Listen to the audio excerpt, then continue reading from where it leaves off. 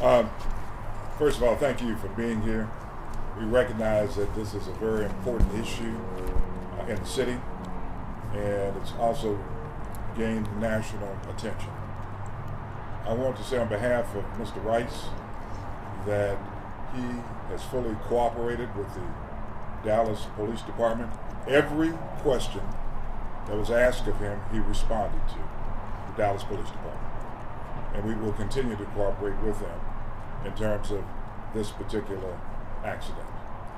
What I really wanted to mention today and bring to the attention of the community is, number one, this is my law partner, Craig Capua, C-A-P-U-A. We've been together now for 29 years. 29 years. In terms of the persons involved in this accident. Mr. Rice wants to make certain that it's understood and appreciated that he's going to do everything in his power to bring their life back to as normal as possible in terms of injuries, in terms of property damages. He'll make certain that he is responsible for helping them to get through that particular part of this. Now, don't get us wrong. We understand that no one can ever bring back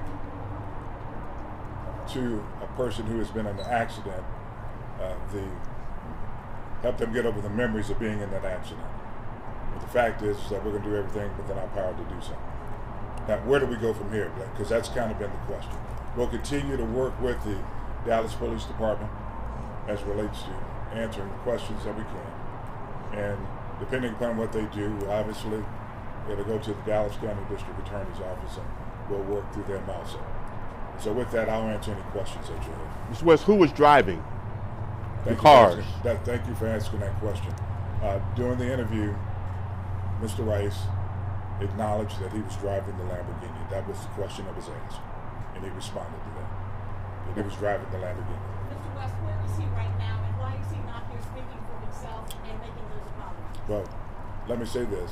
In terms of him speaking, he will speak, but again, some of the vitriol that's been going on in the media, which we can understand because that's how it works. The fact is, you got a 23-year-old young man that's never been in this type of situation before. And so you will get an opportunity to hear from him, hopefully within the next week. What happened? Why did it take so long for you guys to talk? This accident was Saturday, it's Thursday. You think that's long? Well, as a lawyer, some 40 years, recognizing that there's some criminal overtones. Number one, he had to get counsel, and then secondly, counsel had to get some sort of idea of what was going on. If you talk with the police department, they will tell you that we as his counsel, reached out to them on Sunday evening. So that's not long at all. And they will also tell you that we've had 2 meetings. So that's not long at all. Senator West, can you explain and help us understand why this group of men left the scene after the accident happened? It's a good question that's still being investigated, and I can't go into the particulars now. But there was a point where someone was saying their chest hurt. Can you give us a little insight on that? Only insight I can give you now is that there's a continuing investigation, and we're working with them on that. So what happens next? What happens next is, number one, we continue to work with the Dallas Police Department, answering questions that they have. Secondly, we work with the victims to make certain that we deal with their issues, be it bodily injury or property damage. We work with them on that. Yes, we have. We've reached out to their representatives, and we continue to reach out to the representatives. Have you talked to In fact, the reality is that as soon as we leave here, Craig's going to be reaching out to some of the, we now know a couple of the other attorneys. We're going to be reaching out to some of the other attorneys. Number one, to find out how their clients are doing. I mean, you've reported in the news that there wasn't serious bodily injury associated with this, but we don't know that to be a fact. And so, to the extent that we can kind of make certain that we understand the seriousness of the injuries, that helps out. But importantly, we've got to talk to their representatives and hopefully talk to them eventually. Senator, just now that you guys are setting just a little bit, can you give us, I'm not talking about the police side, but can you give us a sense about the timeline of Mr. Rice's day and exactly what transpired. Clearly, he knew what happened that day. Can you just give us a little bit of insight about that? Yeah, I'm sorry, I could barely understand you. Can you just give us a little insight about his timeline that day and how, and his account of it, so we can just clearly err on that? Well, not right now because it's a part of the continuing investigation. But ultimately you'll be able to get that. All right. And just let me say to you, and many of you know, we've been here before. We're going to make certain that we're as transparent as we can in balancing out his constitutional rights, depending on what happens with this particular case, and also making certain that we take care of the victim's rights. So I can't do that right now. We've got to see exactly how this investigation proceeds. Did the police give you any Is there sense? anything you can say? Hold on for 1 second. Did the police give you any sense on their timeline as to when they'll make decisions on if there will be charges, if and when there will be charges, and when they're going to move forward? Yes. The DPD said the charges are coming. They don't know what. I'm sorry. DPD has told us that there are charges coming. They just haven't specified what charges. Have they communicated that with you? Yes. Now, Attorney West, you have referenced the vitriol in the media. Is there anything you can add to this conversation today to make this community not think that this was a spoiled, entitled, rich athlete, making cavalier with the lives of other people on that field?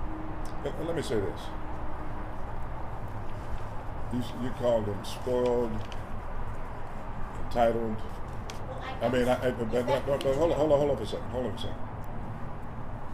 Why don't you do a story of who he is as opposed to what occurred? Because it seems as though what you're saying is based on this one incident, you're going to define him based on this incident as opposed to his entire body of work. I would say to each and every one of you, if all of us had to be defined by one incident, then that would be ridiculous as opposed to our entire body of work.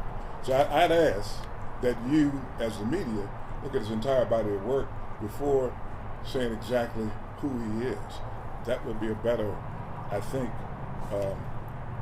representation of his body, of who he is. I was asking if that was the vitriol that you were referring to. That though that narrative, was that the vitriol that you were referring to? That's what I was asking. In part, yes, because you're defining him based on this one incident as in terms of, as opposed to exactly his entire life. And obviously, you can look at that. He played football at SMU. He's from North Texas. And so we in North Texas, specifically the media, has a great opportunity to make sure the world knows who he is. Is he a thug? Has he been going around committing murders, rapes, robberies, and things like this? Or is he a young man that found himself in this situation and now needs to figure out exactly how he can balance, number one, taking care of the issues associated with the persons that were injured, and also making certain that his whole life is not just turned topsy-turvy and he has no future. In terms of communication with the Kansas City Chiefs and that organization, is it your position and Mr. Rice's position that they have the Chiefs' support in all this? I have not spoken with the Chiefs at all. My main focus right now, over this last few days has been to, number one, understand as best possible the facts, and still don't have all of the facts.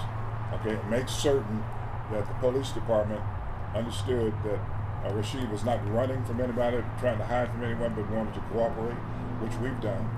We've answered the questions that were asked of us, and then make certain also that we prioritize visiting with the families or representatives of the families that were involved in this accident. That's been our priorities. Senator, there's been some reports that there were certain items found in the vehicles, including some paraphernalia for like his NFL team, cleats, a playbook, I think a check. But there was also reports that there was marijuana found in at least one of the vehicles. Can you help us understand who that belonged to? Number one, the only time I've heard about that is on television, on the news. So I haven't confirmed confirmed that at all. Your client hasn't shared any of that I have information? not confirmed that at all. And you guys haven't seen the police report, because that's where we found it. Oh, you have the police report? Well, Yeah, we have copies of the police report. That's Well, where it says. as of yesterday, they told us that no police report had been filed. Okay, so what you're telling me is that when the detectives told us yesterday that there's no police report that's been filed, that wasn't correct. A police report has been filed.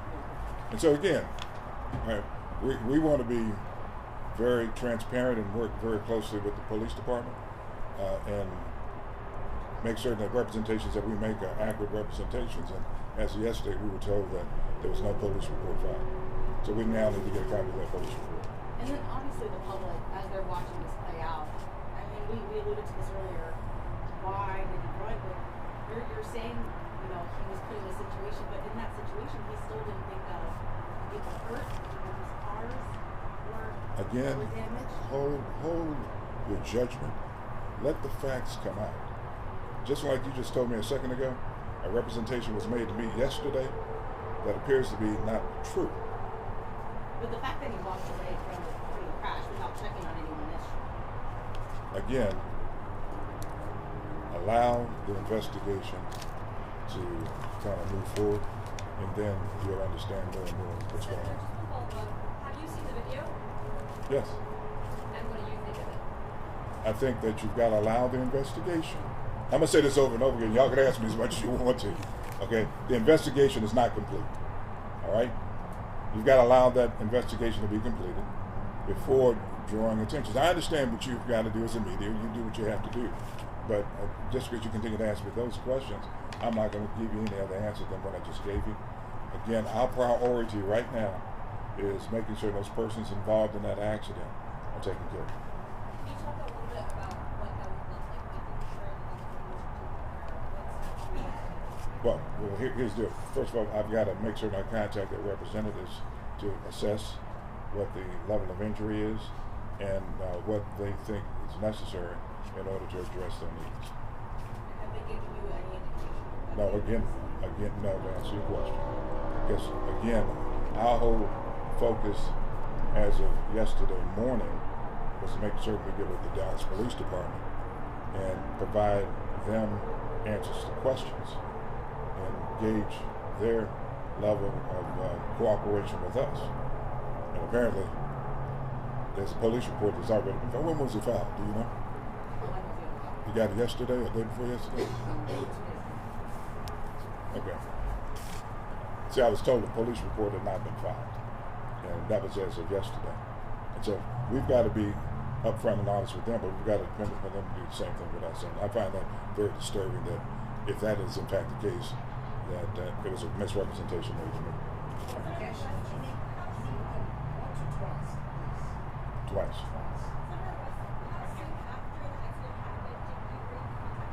I can barely hear you. How soon after the accident happened were you contacted by Royce for representative? How soon after the accident were you contacted by Rice's representative? I'm not going to get into communications with my clients. Okay. Right here. Senator, when was the last time you spoke with him, and is he going to be returning to Dallas for any kind of questioning, investigation, or anything? We will now have to gauge whether or not that's appropriate given representations that have been made.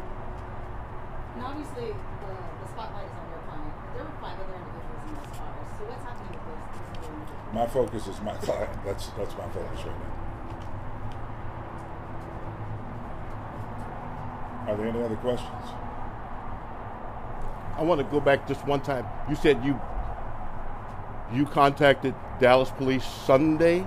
We contacted the Dallas Police Department Sunday night. And the first meeting was, you just said there was 2 separate meetings. Either Monday or what's today? Today is Thursday. I think it was a Monday or Tuesday. But you met with them twice. Yes. You and your client twice? No. You once, you and your client once. Once.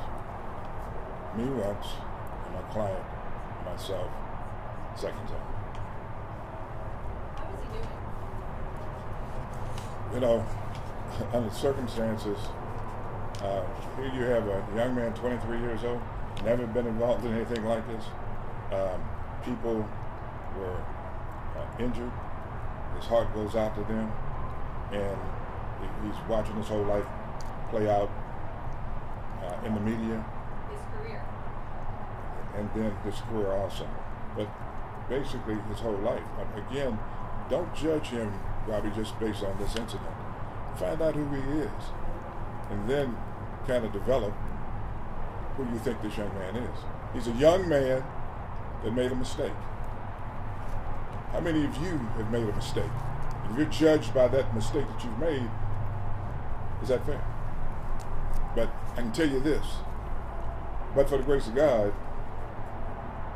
someone could have been injured. I mean, seriously injured. He understands that. And he appreciates it.